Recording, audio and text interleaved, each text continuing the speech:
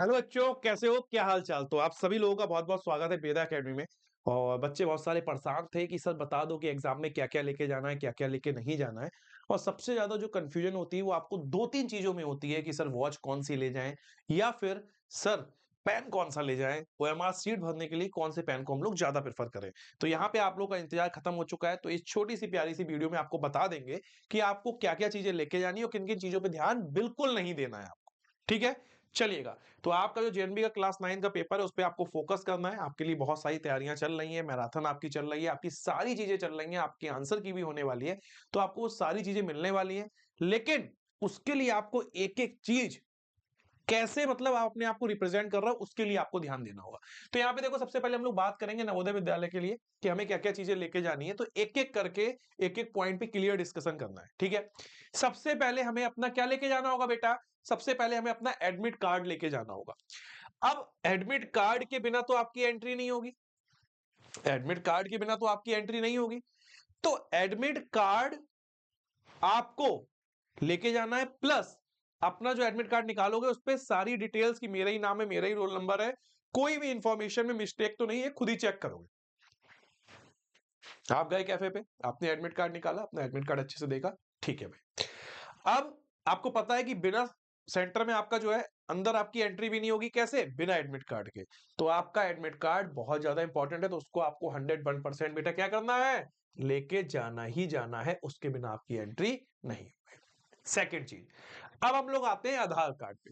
देखिए क्या होता है ना, अब आप पेपर देने जा रहे हो तो पेपर देने के साथ अब जैसे आप अपना एडमिट कार्ड तो ले आए, लेकिन ये एडमिट कार्ड आप ही का है, आप ही हो जो पेपर देने आए हो, तो उसके लिए क्या एक प्रूफ वेरिफिकेशन, वो आपके आधार कार्ड से हो जाएगा। क्योंकि आपके आधार कार्ड से वो आपका फोटो मैच कर लेते हैं, आपका चेहरा, प्लस वो आपकी डेट ऑफ बर्थ चेक कर लेते हो, और आधार कार्ड के पीछे आप देखते हो आपका एड्रेस भी लिखा होता है। तो मेनली आपको आधार कार्ड भी लेके जाना चाहिए, और आधार कार्ड आपके वेरिफिकेशन के लिए बहुत हेल्प करता है, ठीक है। उसके आगे बढ़ते हैं हम लोग पेन, क्योंकि पेन में बच्चे अक्सर कंफ्यूज है, सर कौन सा पेन ले जाऊं, सर जेल पेन ले जाऊं, सर डॉट पेन ले जाऊं। तो सबसे पहले पेन में बिल्कुल कंफ्यूज नहीं होना है बेटा, आपको आपको ब्लैक बॉल पेन लेके जाना है, खत्म कहानी, कोई झंझट नहीं। ब्लैक बॉल पेन आप लोगों को लेके जाना है, ठीक है। और ब्लैक बॉल पेन जब आप लेके जाएंगे तो उसमें आपको पता है जेल पेन का कहीं यूज नहीं करना है। ब्लैक बॉल पेन लेके जाएंगे, अपने प्रॉपर ओएमआर सीट फिल करेंगे, फिलिंग का तरीका आपको पता है। तो आपको अब पेन के लिए कंफ्यूज नहीं होना है। और कोई भी आपका दोस्त अगर कहता है नहीं नहीं यार कंफ्यूजन है, थोड़ा जेल पेन ले जाऊं या ब्लैक बॉल पेन, कहना एक काम करो, ये जो वीडियो है ना इसका मैं लिंक शेयर कर रहा हूँ, इस वीडियो को शेयर कर रहा हूँ, इसको देखो, सारी चीजें क्लियर हो जाएंगी, ठीक है बेटा। चलिए, तो पेन के लिए कोई कंफ्यूजन नहीं है, आपको ब्लैक बॉल पेन लेके जाना है। अब बात आती है वॉच के बारे में। अक्सर बच्चे परेशान होते हैं कि सर कौन सी वॉच ले जाऊं, स्मार्ट वॉच ले जाऊंगा क्या दिक्कत है, डिजिटल वाली ले जाऊंगा क्या दिक्कत है। लेकिन ऐसा नहीं करना है। जो स्मार्ट वॉच है आपकी, जो डिजिटल वॉच है, जो इलेक्ट्रॉनिक गैजेट है, वो कोई भी आपका नहीं जाएगा, वो आपको नहीं लेके जाना है, वो आपको नहीं लेके जाना है। आपको एनालॉग वॉच आप ले जा सकते हो, इस तरह की वॉच आप ले जा सकते हो जिसपे आपका सिर्फ और सिर्फ टाइम के आपके इस तरह से की सिंबल बने बस। और ये वॉच आप लेके जाइएगा, इसमें कोई दिक्कत नहीं है, सेंटर पे पहुंचिएगा। अगर वो कुछ भी इस वॉच के लिए कहते हैं तो आप चेक करा के प्रॉपर इस वॉच को ले जा सकते हो, ठीक है।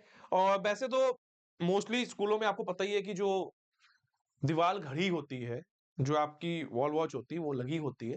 बट फिर भी अगर आपको कंफ्यूजन है, नहीं नहीं सर मुझे वॉच अपनी लेके जानी है, अपनी पर्सनल वॉच लेके जानी है, तो आप इस एनालॉग वॉच को ले जा सकते हो, कोई दिक्कत नहीं है। लेकिन इस डिजिटल वॉच को आपको दूर रखना है, बिल्कुल इसके बारे में बिल्कुल नहीं सोचना है आपको, ठीक है। उसके बाद बात करते हैं हम लोग ड्रेस की। तो देखो ये क्या बहुत सिंपल सी बात है।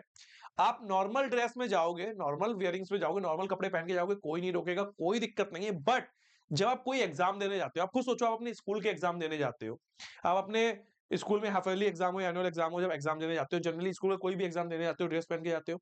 तो ये भी आपके स्कूल के मिड का ही एक, स्कूल के बाद वाले एक एग्जाम है, जेएनबी का इतना बड़ा इतना अच्छा एग्जाम है। तो उसको आपको अगर ड्रेस पहन के जाओगे तो आप बहुत ही और अच्छे लगोगे। तो यही बात है, कोई किसी कंफ्यूजन में नहीं पड़ना है। आप जितने अच्छे से ड्रेस पहन के जाओगे उतनी ही बढ़िया बात है। मैं तो यही कहूंगा प्रॉपर ड्रेस पहन के जाइएगा और अपने आप को अच्छा रिप्रेजेंट करिएगा, ठीक है। उसके बाद बच्चे पूछते हैं कि सर जैसे हम लोग पेपर करते हैं ना, तो पेपर के नीचे सर पता नहीं कैसा थोड़ा अजीब सा होता है, तो हम सही से लिख नहीं पाते हैं, डेस्क प्रॉपर नहीं होती है।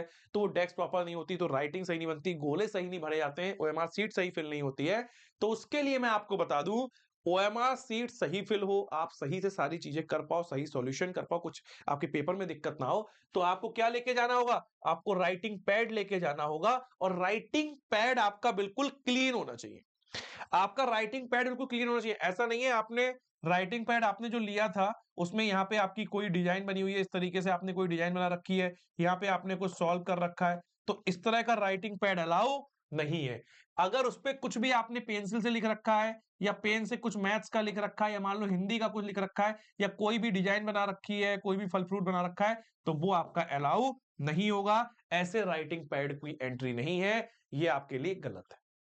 आपको बिल्कुल ब्लैंक, बिल्कुल क्लियर, बिल्कुल ब्लैंक, बिल्कुल क्लियर, बिल्कुल जो न्यू, एकदम प्लेन, एकदम साफ जो आपका राइटिंग पैड होगा, वो आपको लेके जाना है, ताकि कोई भी किसी चीज की दिक्कत कोई भी एग्जामिनर आपको ना करे।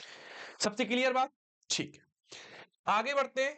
अब बात करते हैं रफ पेपर की। तो बच्चे कहते हैं क्या मैं सर रफ पेपर की गड्डी ले जाऊं? नहीं, क्योंकि जो आपका पेपर होता है, आपको पता है, उसी पेपर में आपके पास नीचे भी देखो, जहां के क्वेश्चन होते हैं उसमें तो थोड़ा स्पेस होता है, लेकिन क्वेश्चन के बाद जो नीचे वाला पोर्शन होता है उस पे आपका अच्छा खासा स्पेस होता है, जहां पे आप क्वेश्चन के आंसर कर सकते हो। ठीक है, तो इसका कोई भी कंफ्यूजन आपके साथ नहीं होगा। तो इसलिए आप रफ पेपर मत लेके जाइए, क्योंकि मान लीजिए आप 2-4 रफ पेपर लेके जाते हैं, उस रफ पेपर में आपका कुछ भी धोखे से क्या पता पहले से लिखा हो या ना भी लिखा हो, वो रफ पेपर आपके गेट पे ही रोक दिया जाएगा, रफ पेपर आपको अलाउ नहीं करा जाएगा। वो दे देंगे जहां आप स्कूल में सेंटर पे जाओगे, अगर उन्हें नीड होगी कि भैया 9th का पेपर रफ पेपर देना चाहिए, तो वो रफ पेपर एक्स्ट्रा आपको दे देंगे। वो आपके क्लास में जब आप जाओगे, ओएमआर सीट भरोगे, तभी वो एग्जामिनर के थ्रू आपको मिलनी होंगी, तो मिल जाएंगी। लेकिन आपको कोई भी रफ पेपर नहीं लेना है। कुछ भी आपको चाहिए अपने एग्जामिनर से पूछिए, सर मुझे क्या मिल सकता है क्या नहीं, तो वो ही बताएंगे, वो ही देंगे उस टाइम पे। तो इसलिए आप लोग ध्यान रखना, आपको कोई भी रफ पेपर नहीं ले जाना है। दूसरा, अगर मान लीजिए बच्चे कहते हैं कि सर ओएमआर सीट में गलती हो जाती, तो क्या मैं व्हाइटनर ले जा सकता हूं? मैं उसे सही कर लूंगा। मैंने एसएच की जगह मैंने एसपी भर दिया, तो सर मैं इसे सही कर लूंगा, एच को हटा के पी भर दूंगा, पी को हटा के ऐसे करके व्हाइटनर से सही करके फिर उस पर दोबारा भर दूंगा। तो बेटा, ये सब चीजें जो है आपको ना, ये सब चीजें आपको नहीं करनी है, और इसीलिए आपको ये व्हाइटनर भी नहीं ले जाना। पहली बात तो आपको गलती नहीं करनी है, सुकून और शांति से अच्छे से अपनी ओएमआर शीट फिल करनी है, पेपर करना है। प्लस अगर आपको बाई चांस लगता है कि कुछ गलत हो गया, घबराना नहीं है। जो आपकी क्लास में आपके एग्जामिनर हैं, उनसे आप बताइएगा, सर ऐसा इश्यू हो गया, तो बताएंगे उसका क्या रास्ता है। आपको नहीं कि व्हाइटनर कर देना है, काट देना है, ऐसा कुछ भी नहीं करना है। शांति सुकून से बैठना है। गलती हो गई कोई बात नहीं, अपने एग्जामिनर को बताइए, सर ये गलत हो गया, इसको कैसे सही कर सकते हैं। तो इसीलिए उस स्टेप पे ही मत जाओ, कैसे गलत हो गया, आप सुकून शांति से एक एक चीज आराम आराम से भरिएगा, गलती होने के चांसेस बहुत कम है। ठीक है बेटा, उसके बाद हम लोग बात करेंगे टाइम की। तो टाइम मैनेजमेंट आपको आना चाहिए, मैं फिर वही आपसे बाद में लास्ट में यही बात करूंगा।